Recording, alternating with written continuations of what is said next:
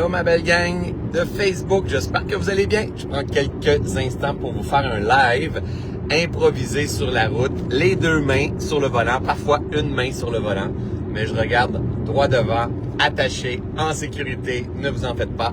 Pareil comme si je jasais avec quelqu'un à côté de moi. Je vais prendre le temps pour prendre la hauteur avec vous, vous partager quelques annonces importantes et qu'est-ce que je suis en train de vivre dans ma vie comme prise de conscience et tout ça. Donc je veux juste m'assurer que ma gang sur Facebook arrive. Donc, OK, je vois que j'ai 3 personnes. Donc, si j'ai 3 personnes, on est 4. Ça fait 4 avec moi. J'espère que vous allez bien, que vous êtes dans une belle forme au moment de prendre cette vidéo-là. Ou pas. C'est l'automne. Vous êtes peut-être malade. Il y a des moments à l'automne que le corps s'adapte, il vit ses crises pour être prêt pour l'hiver. Ça fait partie de la vie. Hein? C'est pas vrai que que de ne pas être malade, c'est un signe de santé. Parfois, être malade, c'est aussi un signe de santé. C'est un signe que le corps a la capacité de s'adapter puis d'expulser ce qui n'est pas vraiment nécessaire. Bref, c'est même pas de ça que je voulais vous parler aujourd'hui. Salut Annick, salut Nat, ça me fait plaisir de vous voir. Je reviens à l'instant du Spa Eastman, un endroit qui est extraordinaire, dans lequel je suis allé ouvrir le sommet Expo Yoga hier soir. Donc, je donnais une conférence, la conférence d'ouverture avec des gens exceptionnels. C'était beau, c'était profondément beau. Et le Spa Eastman, je ne sais pas si vous le connaissez, si vous connaissez le Spa Eastman, faites juste l'écrire dans les commentaires ici. C'est comme si le couvent c'était un bébé du Spa Eastman. Dans le sens que le Spa Eastman, c'est grand.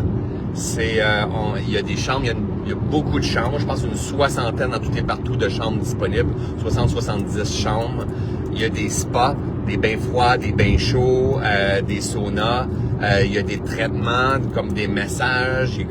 C'est comme un couvent, mais explosé encore plus grand que Jocelina, la propriétaire, a fait ses preuves depuis plusieurs années. Il y a une cuisine qui est extraordinaire, une cuisine anti-inflammatoire qui est extraordinaire. On mange super bien. C'est un univers unique, en fait. Je ne sais pas si vous connaissez au Québec ici le Spa Eastman. Je pense que je vois que Karine, tu me dis que oui. C'est un endroit super connu pour venir se reposer, pour venir se retrouver, pour venir se régénérer. Il y en a qui viennent au Spa Eastman tout à l'heure, je déjeunais ce matin avec Jocelina et Nathalie, ma femme, et elle nous expliquait qu'il y en a des fois qui viennent pendant 1 mois au Spa Eastman, parce que t'es pas obligé d'être en retraite, comme exemple au couvent. La manière que j'organise le couvent, moi, ben, c'est vraiment, on le loue, parce que c'est plus petit, hein, on le loue à des groupes, exemple, comme de mes groupes à moi ou des groupes qu'on a loués à d'autres intervenants. Puis c'est unique à ceux et celles qui louent les lieux. On ne loue pas à la carte. Le Spa Eastman, c'est tellement gros que les gens peuvent décider d'y aller et soit de participer à des retraites ou soit de les vivre toutes seules puis aller marcher sur ces 15 km de sentiers qui sont là, profiter des lieux, des spas et tout ça. Donc, il y a des gens qui y vont pendant 2 semaines, pendant 3 semaines. Il y en a qui y vont pendant 4 jours. Et c'est tellement beau parce que Jocelina, aujourd'hui, elle a 78 ans et elle, Élise Bourbeau, qui est très connue parce qu'elle a écrit de nombreux livres. Je sais pas, je pense que c'est 8-9 millions de copies vendues, je me trompe pas, par rapport entre autres, les 5 blessures que l'on connaît très bien, entre autres, mais plus que ça, Élise Bourbeau, Je suis Dieu. Bref, il y a plein de livres qu'elle a écrits aussi. Mais ces femmes-là, tu sais, nous, aujourd'hui, moi, j'allume mon téléphone, ça fait quelques minutes, je suis là, je suis en auto, dans mon confort, j'ai 63 personnes, 65 personnes en live avec moi.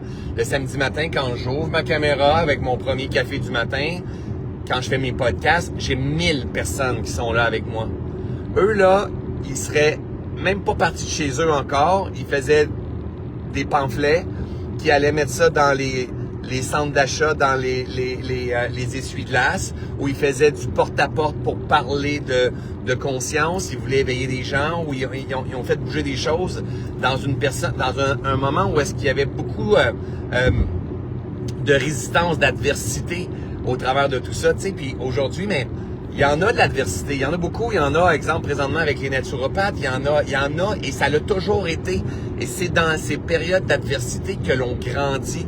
Et moi, j'ai un respect énorme, j'ai envie de m'incliner face à des monuments comme ça, comme entre autres Lise Bourbeau, ou comme entre autres Irène Grosjean, ou entre autres Jocelina Dubé, qui est propriétaire du Spiceman.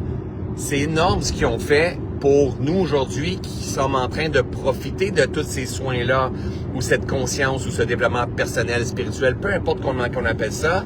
Moi, je suis dans une autre phase, dans une autre période de cette évolution-là, dans laquelle je rejoins des gens. Si on passe au nombre de lives que je peux avoir fait et d'informations que j'ai laissées, d'enseignements que j'ai partagés, de gens que j'ai reçus, c'est des millions et des millions et des millions et des millions. Ça se calcule plus comme en vente de livres maintenant parce que le message circule beaucoup plus rapidement.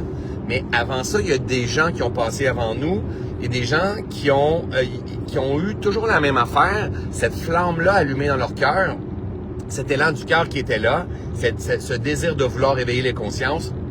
Bref, j'ai envie de commencer mon live en honorant ces femmes et ces hommes-là qui étaient là. Puis avant eux, il y en a d'autres aussi, mais gang, on l'a beaucoup plus facile aujourd'hui. On l'a beaucoup plus facile. Ils ont eu beaucoup de résistance. Et ce qu'il faut apprendre à faire et à comprendre aujourd'hui, c'est que la résistance, c'est notre allié. La résistance, c'est ce qui fait qu'on a besoin de se fédérer. La résistance, c'est ce qui fait qu'on a besoin de se secouer. La résistance, c'est ce qui fait qu'on a besoin de demander. La résistance, c'est ce qui fait qu'on apprend à reculer. À reculer pour prendre la hauteur, pour lire autrement, entendre autrement. La résistance, c'est ce qui fait qu'on a besoin de sortir de notre zone de confort pour apprendre à penser autrement. La résistance précède toujours la croissance. Et je parlais avec Jocelina ce matin, puis tu sais, le spa Eastman, c'est grand, mais il y a eu des constructions, puis il y a eu des risques, puis il y a eu des challenges financiers en cours de route. Aujourd'hui, c'est beau, c'est la prospérité, les choses vont bien, mais il y a eu son lot de résistance et de perte de sens. Et je pense que peu importe moi, je pense que, tu sais, on va dire que Jocelina, c'est une personne âgée, OK? C'est une personne qui détient davantage de sagesse. Éveillée parce qu'elle a marché le terrain. Moi, je pense qu'on a beaucoup à apprendre des personnes plus mûres, hein, des personnes qui ont vécu avant nous. Et j'ai l'impression que dans cette fenêtre-là, on s'intéresse beaucoup aux influenceurs. On s'intéresse, et dont je fais partie. Beaucoup aux influenceurs, à ceux et celles qui connaissent le succès, ceux et celles qui connaissent les réseaux sociaux, puis ceux et celles qui connaissent les stratégies de vente. Puis, et pourtant, on aurait tellement à apprendre de ces gens-là davantage matures, ces gens-là davantage qui ont vécu davantage de crises, et juste prendre la hauteur et lire la vie à travers les histoires, lire la vie à travers les explications. Et quand on commence à se rendre compte de ça, vous allez vous rendre compte que beaucoup des enseignements que je partage, c'est ce qu'ils ont expérimenté tout le long de l'aventure. Et souvent, ces gens-là sont en mesure de dire « Je ne voulais pas que ça se produise. C'était tellement pas ça que j'aurais pensé faire, mais c'était tellement essentiel. Grâce à ça, j'ai rencontré telle personne. Grâce à ça, j'ai appris à penser comme ça. Avant, j'étais tellement rigide. Ça m'a permis d'ouvrir mon cœur. J'ai eu peur, j'ai eu l'impression. » Et c'est dans ces moments de crise, de perte de sens qu'on commence à se révéler. Et on n'est pas obligé d'arriver à 77 ans, 85 ans, tu sais, parce que c'est un privilège d'avoir 70 ans, 78 ans. Est-ce qu'on va se rendre là? Je ne sais pas. Jocelina, elle se rend là, elle a 78 ans, plein de vitalité, puis elle travaille encore, pas parce qu'elle doit travailler, mais à quelque part, oui, elle doit travailler au niveau de son cœur, tu sais, c'est comme, c'est sa demande. Mais financièrement, c'est pas parce qu'elle doit travailler, donc c'est un privilège de se rendre là à 78 ans, mais est-ce que de notre vivant ici, moi j'ai un beau 48 ans, est-ce que de notre vivant ici, on peut les reconnaître, les crises, en temps réel? Est-ce qu'on pourrait les honorer, ces crises et ces résistances en temps réel, et comprendre que voici, je suis en train de vivre un processus d'accouchement. Je suis en train d'accoucher d'une nouvelle version de moi-même. Je suis en train d'accoucher d'une nouvelle version de mon âme, de ma pleine réalisation, un peu comme la chenille qui se transforme en papillon. C'est pas juste une métaphore.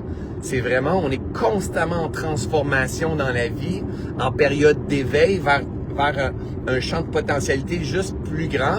Et pour avoir accès à ce champ de potentialité plus grand, plus simple, plus léger, plus joyeux, le cœur plus ouvert, ça prend absolument les contractions.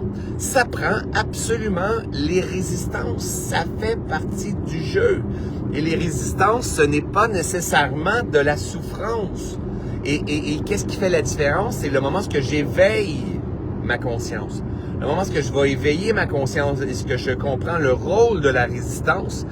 Et, excusez-moi, et le rôle de la résistance, c'est pour m'emmener dans mes tranchées, dans mes perceptions, dans des endroits où est-ce que mes compétences sont pas éveillées, mes habiletés sont pas éveillées, ma lecture de la vie n'est pas adaptée. Et puisque je ne suis pas adapté à la réalité que je suis en train de percevoir, je suis en résistance. Et si je n'aime pas la résistance, je tombe en souffrance. Et lorsque je tombe en souffrance, je suis contre la vie. Je suis séparé de la vie. Et là, j'embarque dans un spin, dans un vortex descendant, avec des colères, frustrations, révoltes, rigidité, honte, jalousie. Et là, je tombe dans un vortex d'énergie descendant. Et à partir de ce moment-là, sans m'en rendre compte, je commence à créer une vie à mon image. Et dans lesquelles j'ai toutes les raisons du monde d'être déçu, d'être frustré, d'être colérique, le gouvernement est dangereux, mon homme n'est pas correct, ma femme n'est pas correcte. Et je suis en train de me séparer. Et dans mon corps, il y a une chimie qui se dégage, des émotions. Et ça, c'est comme, je suis dans mon auto, c'est comme des lumières dans ma voiture. Et c'est des lumières qui me disent, hey, mon grand, ma grande, t'es pas à bonne place. Tu sais, que ce soit mon anxiété, que ce soit des signes et symptômes du corps, que ce soit une lourdeur comme ça. La vie est en train de nous parler à chaque instant. Et il y aurait possibilité de trouver ma posture juste au travers de tout ça, et ce qui est enseigné avec la pleine conscience intégrative, de dire, est-ce que je peux devenir assez mature dans ma sagesse, mature dans la compréhension de qui je suis ou quoi je suis, pour arriver à choisir une posture de calme, une posture de sécurité, bien sûr, de sérénité, même à travers la tempête, parce que la tempête que je suis en train d'expérimenter, c'est que je juge être la tempête. Le Bouddha, il appelait ça l'équanimité, la posture à avoir. Donc, c'est la stabilité à travers ce que je juge être la tempête. Donc, est-ce que je pourrais trouver, même à travers une phase de vie qui est de la résistance, des challenges de couple, des challenges des déceptions on n'est pas où est-ce qu'on pense être rendu dans la vie, challenge financier, challenge alimentaire, challenge de poids, challenge, les résistances, peu importe, est-ce que je pourrais rester calme dans ces périodes-là, même si c'est temporairement inconfortable, et comprendre viscéralement que je suis tout simplement en transformation actuellement. Je suis tout simplement en train de muter doucement et progressivement vers une nouvelle version de moi-même. Autant mon corps, autant ma psyché, ma psychologie, autant mon regard sur la vie, autant je suis en train de muter vers une nouvelle version de moi-même et une version de plus en plus expansive, de plus en plus ouverte si on s'incline dans le process et non on mémorise les résistances puis il faut se protéger, mais plutôt si on s'abandonne dans ces résistances-là, si on s'incline dans ces résistances-là, si on comprend que tout est tellement parfait dans tout ce grand plan-là. La vie, c'est un grand mystère, la gang. C'est un grand mystère et c'est ça la posture à adopter.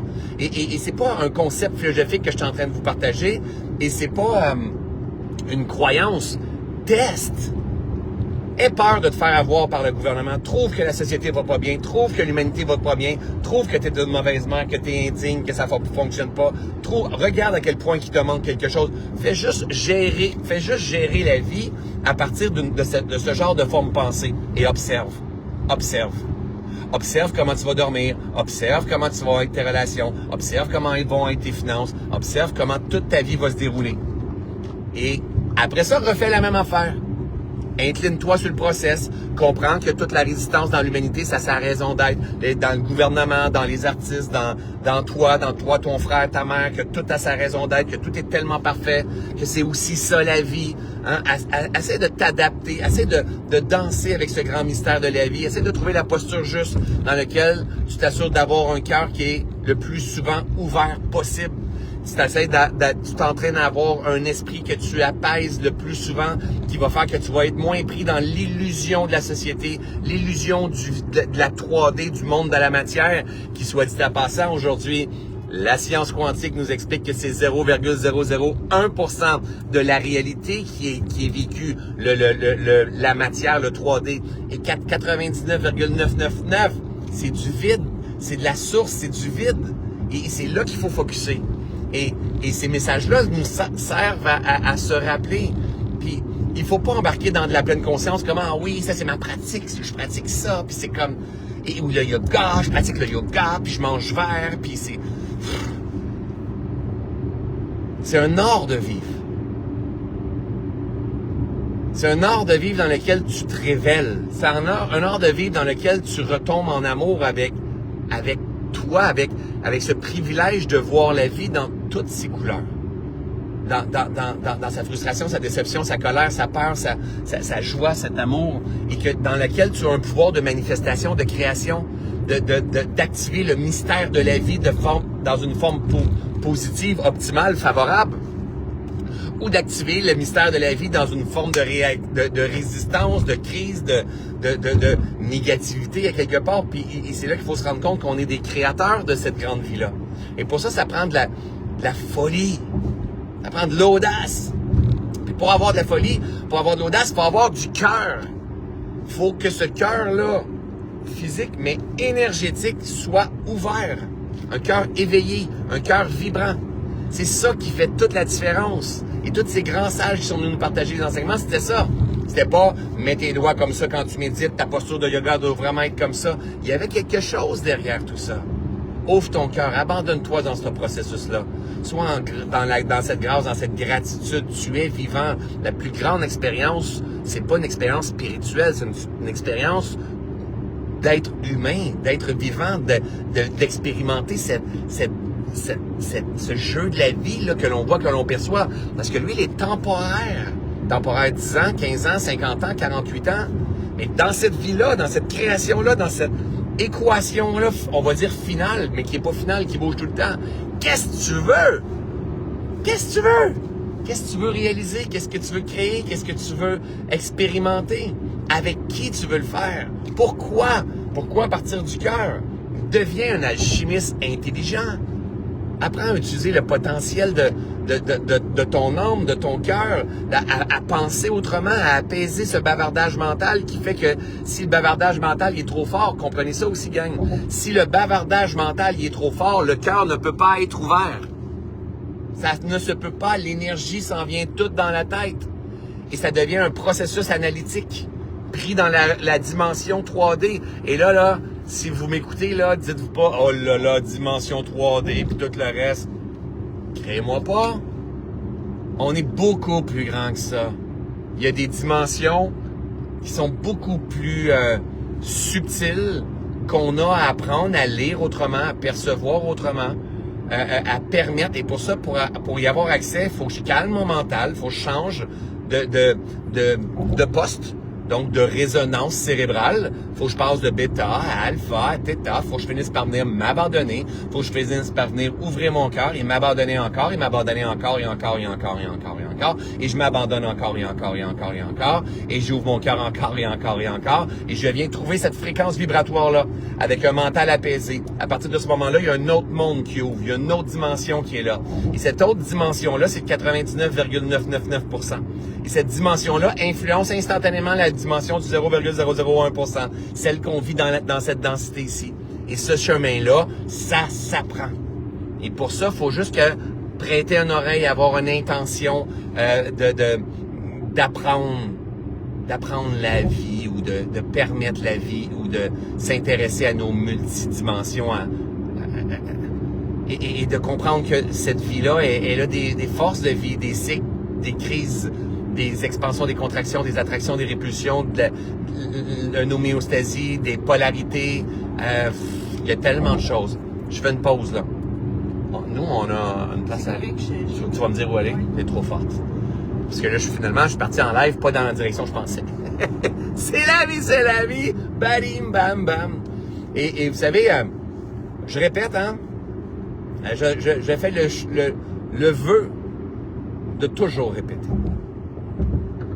Plus que tu es proche de la source, plus que l'eau est claire. Ah, mais c'est pas nouveau, je sais tout. Non, je sais que tu le sais. Je sais que tu le sais. Est-ce que tu l'appliques? Est-ce que quand tu dors, tu le rêves? Est-ce que tu es capable de l'expliquer à ton ami ce que je suis en train de te dire? Ou de dire, ouais, je l'ai lu ces 2 livres à François Lemay, je les ai lus. J'ai déjà vu un webinaire avec François Lemay. Ah, moi, j'ai déjà fait de la méditation, mais ça marche pas. Attends. Est-ce que vraiment, tu es capable de danser avec la vie? Est-ce que vraiment, tu es capable de te regarder et de dire, tu sais quoi, je suis tellement hot, là. Je suis tellement exceptionnel. Je m'aime tellement. J'aime tellement la vie. Est-ce que tu es capable d'être en mesure de voir que l'autre, c'est un reflet de toi? En partie un reflet de toi. Est-ce que tu es capable d'apaiser ces vieilles mémoires? Est-ce que tu es capable de laisser ces traumas, ces mémoires émerger puis apprendre à les purifier, à les libérer parce que ton cœur est de plus en plus grand ouvert? Ça, gang, ça prend de la répétition, de la répétition, de la répétition. Ça prend un investissement en soi, en temps, en argent, en énergie, hein, pour dire, j'ai envie de me guérir, j'ai envie de me transformer, j'ai envie d'émanciper mon cœur, j'ai envie de me connecter à ce qui est là pour que ma vie goûte bonne. J'ai gagné un billet pour venir jouer dans ce jeu de la vie-là, comme un billet pour aller à Walt Disney. Je veux pas être assis sur le banc à Walt Disney. Et je suis pas obligé d'aller faire un manège parce que tout le monde dit qu'il faut aller faire ce manège-là. J'ai peut-être envie de découvrir mes propres manèges. Puis peut-être qu'à Walt Disney, hey, je suis capable de construire mon propre manège. À quoi tu veux qu'elle ressemble, cette vie-là? On n'est pas pris dans le métro, boulot, dodo. On n'est pas obligé de répéter la même chose que papa, maman. On n'est pas... C'est un jeu de créativité, un jeu qu'on est capable de créer. Et en fait, notre rôle, c'est d'aller retrouver ce qu'il y a dans notre cœur. Et ce cœur-là, le moment où il est ouvert, il est connecté au nothing, à ce tout-là. Et l'information pour nous à suivre, elle est dans le nothing, elle est dans cette source-là. Mais pour y avoir accès à cette information que d'autres vont appeler la mission de vie ou la raison d'être, quoi que ce soit, mais pour y avoir accès, il faut apaiser le mental, il faut venir ouvrir le cœur, il faut que ça arrête d'être des beaux concepts philosophiques, c'est un art de vivre, puis après ça, il faut juste tout simplement être à l'écoute et on va entendre différemment. Puis là, on va être porté, nos actions vont suivre notre corps, nos pensées vont suivre notre corps, mais pendant ce temps-là, il faut continuer d'éveiller notre sagesse, notre conscience, parce que pendant qu'on pense d'une façon, d'une direction, il existe son contraire. Il existe, c'est un monde dans lequel il y a tous les champs de possibilités simultanément qui s'intercroisent, qui jouent ensemble. Et c'est pour ça qu'il faut pas s'incarner dans un ego spirituel. Il faut que je mange bien, il faut que je fasse mon yoga, il faut que je lise des livres de développement personnel, que j'aie des bonnes relations. C'est pas ça qu'il faut développer. Il faut développer l'adaptabilité, le cœur éveillé. On n'est pas obligé. Mais si on veut triper sur le voyage, si on veut que la vie soit plus légère, si on veut bien dormir, bien régénérer, si on veut pas être pris avec une angoisse, un stress chronique, si on veut pas être pris avec des pensées que je suis pas à la hauteur, il me manque quelque chose, je suis indigne, je le mérite pas, ou toutes ces choses-là, si on veut pas avoir des crises qui reviennent à répétition régulièrement, ben, la clé, c'est d'ouvrir notre cœur et de s'accompagner avec notre âme, accompagner notre corps, accompagner notre mental dans ce chemin de guérison, ce chemin de désillusion, ce chemin d'éveil de notre conscience. Éveil de notre conscience, ça nous éveille à ce champ de possibilités. Et le moment où on est éveillé à ce champ de possibilités, il se passe quoi? Le mystère de la vie. Et quand le mystère, on peut appeler les miracles, on peut appeler les synchronicités, on peut appeler des manifestations quasi instantanées, on peut avoir des guérisons, peu importe comment on va appeler ça. Et là, on fait, mais oui, et c'est la vie, c'est ça. Et ça, mais pour créer ça, manifester ça, il faut devenir des alchimistes. Comprendre que tout est déclencheur de chimie intérieure, que ce soit mon live, créer une chimie instantanément. Au moment que je suis avec vous, là, présentement, vous êtes en train de m'écouter, à cause que vous m'entendez, à cause que vous entendez mon cœur, mon énergie, mon intention, ma bienveillance, le message, il y a une chimie qui est en train de se créer dans votre corps, qui n'était pas avant d'être en live avec moi. La même affaire avec une musique, la même affaire avec un paysage, la même affaire avec le trafic, la même affaire avec... Tout est déclencheur de chimie.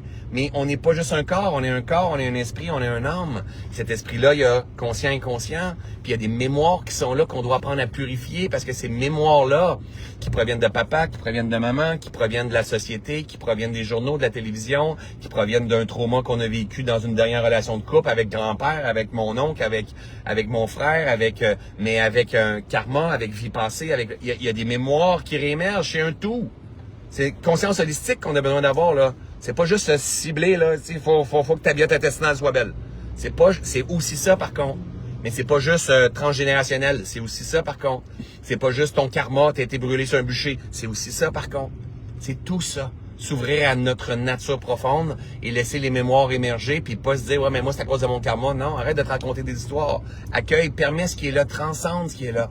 Et la clé de toutes les clés, c'est l'ouverture du cœur. Faut que j'ouvre mon cœur. Faut que j'ouvre mon cœur face à la vie. Faut que j'ouvre mon cœur face au potentiel. Faut que j'ouvre mon cœur face à l'autre. Faut que j'ouvre mon cœur face à moi. Il faut que je m'accompagne avec plein de douceur, plein d'amour, plein de bienveillance. Faut que je me voie dans mes crises.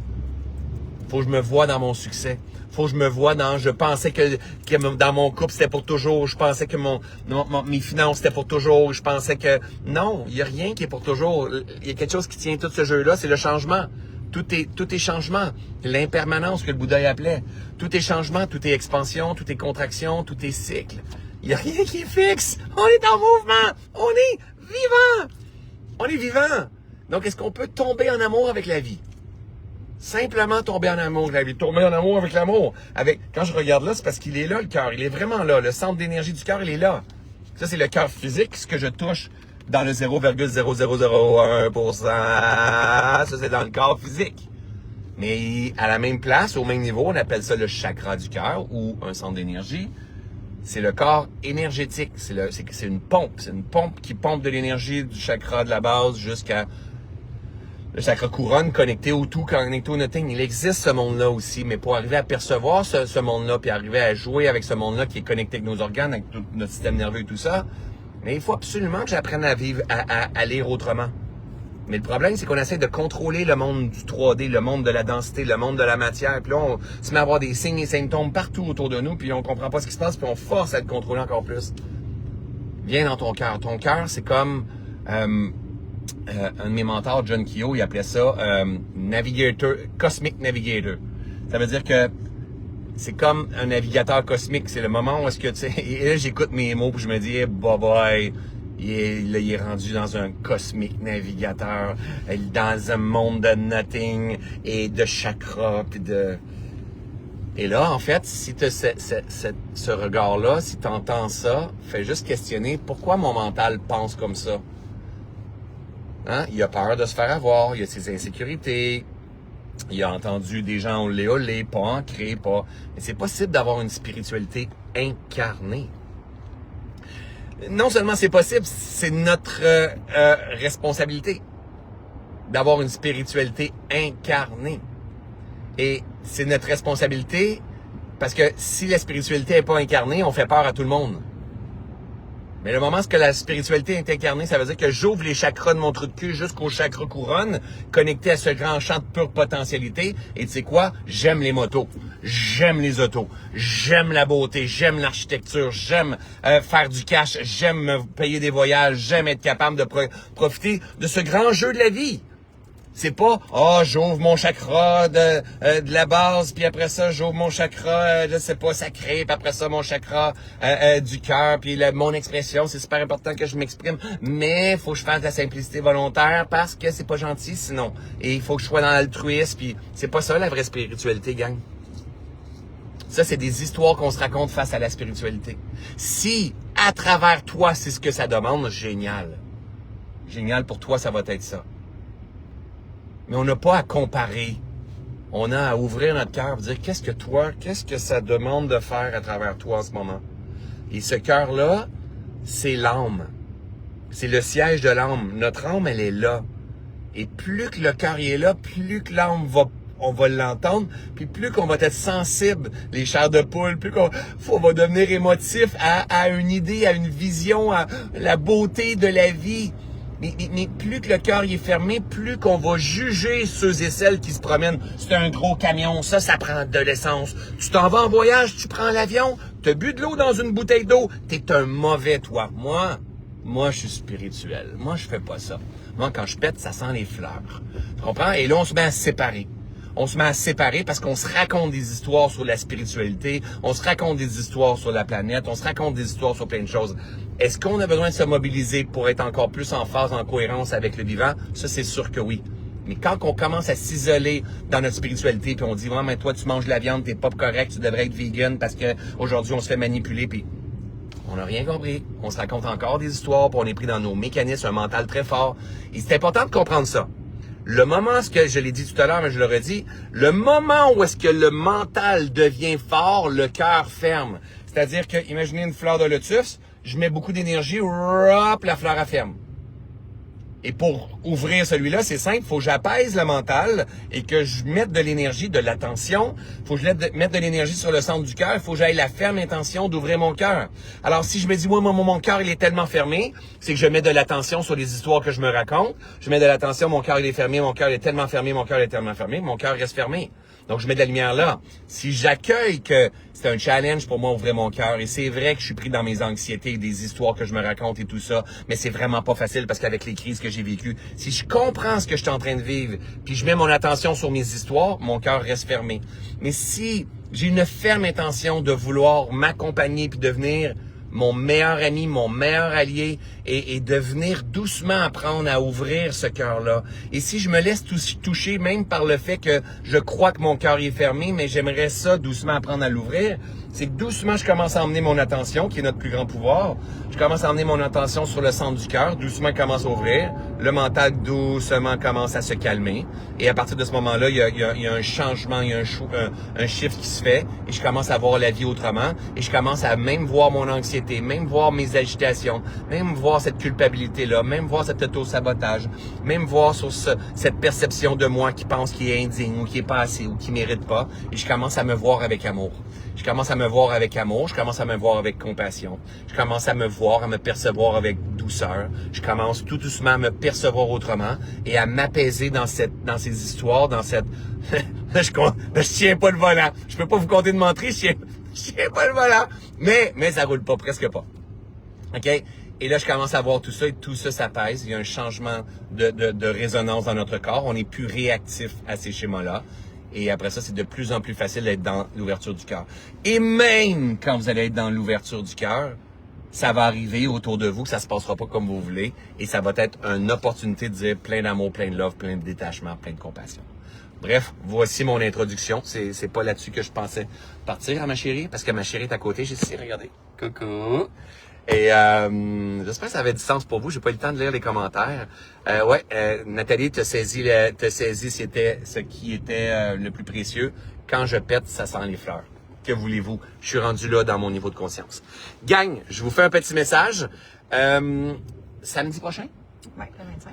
Samedi prochain, le 25 octobre. Donc, vous avez probablement vu mon dernier webinaire avec Sylvain Caroufel. Un des derniers webinaires. Sylvain, c'est lui qui jouait de la guitare et qui chantait qui a chanté sur un de mes podcasts. Il y a un ami qui a un super beau projet, qui chante super bien, qui a plusieurs chansons sur Spotify, parmi mes meilleures chansons que j'aime beaucoup, beaucoup. Sylvain, moi, je suis un éveilleur de conscience avec mon message, avec ma façon de percevoir la vie, ma façon de guérir les résistances, les souffrances, les schémas, et ma force à moi d'ouvrir les cœurs, d'ouvrir mon cœur. Mon don, il est comme ça. OK? Sylvain, lui, son don, il est déguisé à travers les compositions et sa livraison de sa musique. Et il y en a plein, hein. Il y a des acteurs qui sont des éveilleurs, il y a des producteurs qui sont des éveilleurs, des compositeurs de musique, de chansons, il y a des infirmières, des éveilleurs, il y en a partout des éveilleurs présentement. Et il faut les soutenir, ces éveilleurs-là. Il faut les soutenir, il faut miser sur ce que l'on veut voir dans le monde, comme disait mon ami Gandhi, incarne le changement que tu veux voir dans le monde, mais aussi investis dans qu'est-ce que tu veux voir dans le monde. Alors, samedi prochain, Sylvain donne un spectacle à la salle, tu peux m'aider? Le Théâtre Saint-Denis. Le Théâtre Saint-Denis à Montréal. Ça se fait en ligne aussi, si je me trompe pas. Et moi, pendant le live, j'avais décidé j'ai eu l'élan de dire, tu sais quoi, je vais acheter 100 billets à Sylvain. Sylvain a fait le saut, et même moi et ma femme aussi a fait le saut. J'ai acheté 100 billets de Sylvain pour pouvoir les proposer à toute mon équipe, là, autant du couvent que mon Happy Team, mais aussi de fédérer ma gang d'Ubuntu sur celles qui voulaient venir. Et il nous reste des billets. Donc, il reste quelques billets s'il y a des gens qui ont un intérêt. Je sais que vous êtes nombreux à avoir acheté, vous êtes procuré les billets de Sylvain durant le live. Peut-être que vous n'avez pas pris votre décision encore.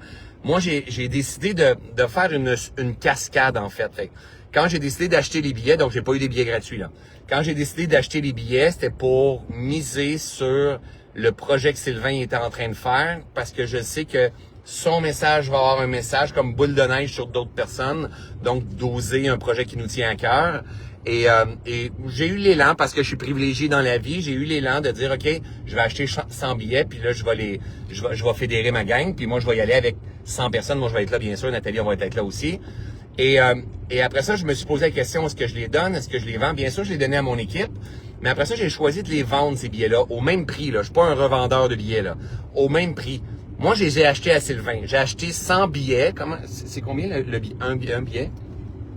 C'est 45. Autour de 45. Donc, 45 $. Donc, j'ai acheté 100 billets à Sylvain. Moi, j'ai dit, on s'en occupe. J'en ai donné à mon équipe et leurs conjointes. Puis, il y a des gens d'Ubuntu qui ont acheté pour pouvoir être avec nous à cet événement-là. Mais après ça, je me suis dit, OK, est-ce que je les donne? Mais c'est pas ça. Moi, dans la vie, j'aime multiplier. Je suis un multiplicateur. Donc, j'ai décidé que je vendais tous ces billets-là, les billets qui nous restaient, mais les billets avant aussi qu'il y a d'autres monde qui ont acheté. Et tout cet argent-là, je vais la redonner à ici dans mon coin où j'habite, qui s'appelle un organisme qui s'appelle le Book humanitaire, qui vient en aide aux gens qui vivent des crises, qui sont plus défavorisés, aux itinérants. Rachel qui est en mission profonde, comme je reviens ce matin, j'étais avec la propriétaire du Spiceman, Jocelina. Ben, je pense à Rachel, c'est quelqu'un qui fait tellement les choses à partir de la noblesse du cœur, la beauté. Donc le but c'est de dire, OK, moi je suis privilégié parce que j'ai l'attention des gens, je fédère, j'enseigne, je suis dans une prospérité, j'ai pas de problème avec la posture de l'argent, je suis sorti de l'illusion de tout ça. Donc j'ai le privilège d'être capable de faire circuler ça. J'ai misé sur Sylvain, j'ai suivi mon intuition après, puis tout cet argent-là que je vais revendre aux gens qui veulent être là, tout cet argent-là, je vais la donner au Book humanitaire. Et ces milliers de dollars-là, mais elle va aider plein d'autres causes de gens qui en ont besoin présentement. Donc, si ça vous tente de passer un temps avec moi, avec Nathalie, et vous avez envie de venir avec nous voir le show de Sylvain, tu peux me redonner la date, s'il te plaît? Le 25 octobre. Le 25 octobre, Nathalie, elle va l'écrire dans les commentaires, elle l'a peut-être déjà fait. Le 25 octobre à Montréal. Les billets, t'as un lien pour les billets présentement? OK, Nathalie, elle a déjà mis un lien pour les billets. Vous pouvez venir avec des amis, vous pouvez venir avec votre père, votre mère, vous pouvez venir avec vos enfants. C'est un événement, gang, je connais Sylvain. C'est un événement qu'on va être là, puis tout le monde va chanter en chœur. On va avoir le cœur grand ouvert. Vous allez sortir de là, vous allez dire « Oh my God ». Mais pas que, parce que il y a une histoire derrière ça. On est en train d'aider quelqu'un à réaliser son beau grand projet. Il y a un don, hein, il est vraiment bon, là. Donc, il est en train de réaliser ce beau grand projet, mais on va chanter en chœur. Il va avoir des cœurs tout bien grands ouverts. Ça va être exceptionnel. Donc, si ça vous intéresse, il reste des billets. On les avait pas mis grand public jusqu'à présent parce que on pensait que dans Ubuntu, les gens auraient embarqué plus que ça. Ça l'a moins embarqué un petit peu dans Ubuntu parce qu'il y a des gens qui avaient déjà acheté avant nous. Donc, si vous voulez prendre un temps, puis me voir aussi, je vais être là avec vous, avec les 100 personnes qui ont acheté les billets. Donc, Nathalie vient de mettre, je vais le remettre juste ici au-dessus par la suite. Puis en plus, parmi tous ceux qui vont acheter et se procurer un billet, vous allez avoir en plus la rediffusion et vous allez avoir accès en ligne à une mini formation que Sylvain a fait, dans laquelle je participe aussi, pour aider les gens à faire avancer un projet qui les tient à cœur. Donc, c'est vraiment, il a décidé de donner un bonus supplémentaire au travers de tout ça. Donc, voilà, si ça vous intéresse de passer un bon temps, c'est à Montréal, dans une salle spectaculaire, extraordinaire. Et C'est ça, les amis. Donc, si ça vous intéresse, moi, j'aimerais ça vous voir. J'aimerais ça voir ma belle communauté. Je pense à Denise. Denise a dit... Denise qui a fait la route. Là, je viens de te voir commenter. Denise a fait la route hier pour venir me voir au spa Eastman. Et elle est retournée chez elle. Elle sortait de sa zone de confort pour faire la route. Ton billet est déjà acheté, Denise. Parfait, tu viendras me voir. Ça va me faire plaisir. L'important, c'est d'être là avec et soutenir Sylvain dans ce beau rêve-là. Et quand on a fait le live sur notre communauté, Sylvain m'a réécrit dans la semaine puis il dit « T'as pas idée à quel point ça l'a donné un push là, à son projet, à tout ce qui est en train de se passer. » C'est aussi ça le succès, la gang, contribuer à l'essor des autres, à la pleine réalisation des autres. Et plus qu'on fait ça, plus qu'on tombe soi-même dans cette prospérité, puis on baigne, tu ne vois que prospérité partout. Fait que, bref, il y avait beaucoup dans tout ce live-là.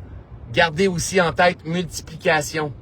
De quelle façon vous pouvez multiplier ce qui est là. J'ai investi dans quelqu'un qui se réalise pleinement. En même temps, j'emmène quelqu'un à côté de moi pour pouvoir vivre cette... De quelle façon qu'on peut multiplier cette conscience-là au lieu juste à la petite graine de... Non, est-ce que je peux multiplier? De quelle façon je peux le multiplier? Des fois, c'est juste en partageant une vidéo, partageant un artiste, collaborant, soutenant. Misez vos billes, votre énergie, votre argent dans ce que vous croyez profondément. Alors, hey, good, Martin, il dit « Je suis preneur ». Fantastique. Nathalie, elle a mis le lien. On va remettre ici. Aline, je pense que tu es là. Tu viendras me remettre le lien au-dessus de ma vidéo, s'il te plaît. Ça va me faire plaisir. Et prenez le temps de venir me voir, gang. Parce que vous me voyez souvent en live avec une face comme ça. Souvent, vous pensez que j'ai pas de jambes, mais j'ai des jambes.